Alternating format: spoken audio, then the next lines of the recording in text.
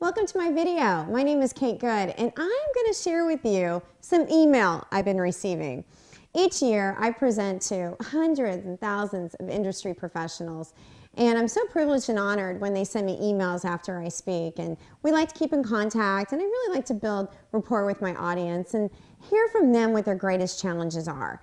And I'm always flattered when they feel very comfortable with me to send me those great challenges and ask me for my ideas of how to solve those challenges. So today what I'm going to do is share with you some of those top emails that I've been receiving. So we're going to take a look inside my inbox. One of the first questions that I get so often is, how do I handle the customer that says, I'm just looking? Now, you've probably experienced this too. I got a little clue for you. Nobody's just looking.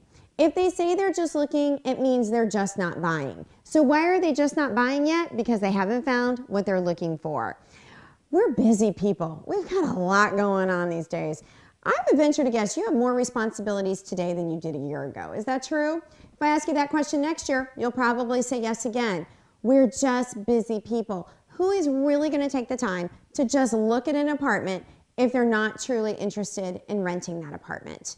So if that person says, I'm just looking, what they're asking you to do is back off from the sales process and really just service their needs to get information. People always say no to sales, but they say yes to service. Why do they say yes to service? Because it's easier. In the sales situation, they feel like they're on the defensive. They feel like they're going to be pushed into something. Maybe they're not ready to make that decision, but if they get into that sales environment, they'll be forced to make a decision that they're not prepared to make. So take that I'm just looking customer, find out what they are looking for, and make sure they find what they're looking for at your community. When they find it, then they become the I'm just now ready to rent customer. All right, the next email that I'm going to share with you from my email inbox is this. Why do people hang up before I get a chance to tell them about my apartments? Well, this is what I had to share with you on this point. I think probably the mistake that you're making is giving the price too soon. Hi, how much are your 2 bedrooms? They're $795. Okay, thank you, goodbye. But wait, I didn't tell you that that's for a really large 1,300 square foot 2 bedroom. No, you didn't get the chance to tell them that because you gave them the price right away. People are conditioned to think that all they need to know is the price. And once they qualify for the price, then they're going to go actually look at the apartment communities that meet their price range. But isn't it true that some people have a little play with their dollars? Maybe they were only going to spend $795, but if they found the perfect apartment for $820, would they consider it? Absolutely, because you could really build a lot of value for that extra $25. So what I want you to think about is, what can you do to build value before you give the price? So the next time somebody calls and says, hi, how much are your 2 bedrooms? Come back with this answer. We have some great 2 bedrooms. How soon are you looking to move in? Now you've taken control of that conversation. They're going to give you an answer. Now you ask the next question.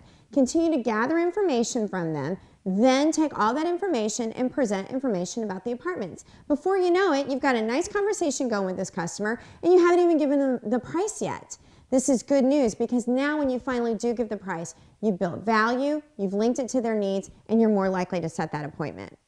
All right, another question I get in my email box a lot is this. Why does my competition offer so many specials?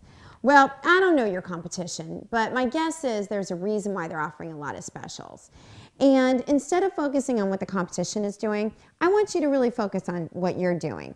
Because even if you start to talk bad about the competition, you're only going to look bad yourself. And the competition is going to look better, and they haven't even done anything to earn it. You said something negative. So what I want you to do is think more about your community. Think about why you don't have to run that special. And I want you to promote that in your sales presentation. Make that customer think about why other apartment communities are running specials greater than yours. And be really proud of the fact that you don't have to do it. Another question I get is, should we offer another month free?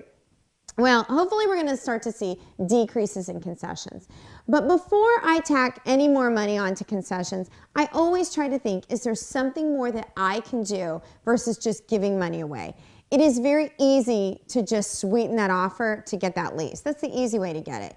It takes a skilled professional to really present a product, have a great sales presentation with that customer so they understand this is a really good offer for the money. It may be more than I was looking to spend. It may even be more than the place down the street, but it truly has what I'm looking for, and I want to find a great apartment for myself and my family. So get that conversation away from the concessions and focus more on why your community is great and this should be their next new home. And finally, the last question I get in my email quite a bit is, when should I stop following up with a customer? This is a really valid question. In the world today, between text messaging and emailing, and boy, I even had a leasing consultant that showed me an apartment from me on Facebook and put a thank you on my wall. I want you to really think about when is too much. I prefer to keep following up with a customer until they tell me to stop.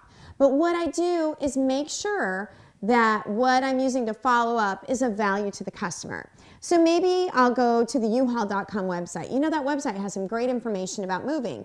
I might clip the moving checklist off of there and send it to my customer. Hey, I know you're moving in the next couple weeks. This might really help you with your move. We'd love it if you move into our apartment community. If you have any questions, give me a call. I'd love to share more information about it, or stop by for another look. Anytime's great with me. Just give me a call and let me know you're coming. You've given them something of value. You've reminded them that they found an apartment that they like, and you're asking for that second visit. I keep following up with a customer until they tell me to stop. Even if they tell me they've leased at another apartment community, I put them in my tickle folder and I follow up with them maybe in 10 months when they're thinking about their renewal and maybe they're not happy where they're living and they wish they would have rented from me. So I always see that as an opportunity in the future too. I never write a customer off. So there you go. That's a little look inside my inbox. Hopefully from other people's questions, you've gotten some answers for your greatest challenges too. If you've got some questions you'd like to send to me, my email address is kate@kategood.com. I welcome all of your emails and I actually look forward to reading them. Thanks so much for tuning in. My name is Kate Good and I look forward to seeing you again soon.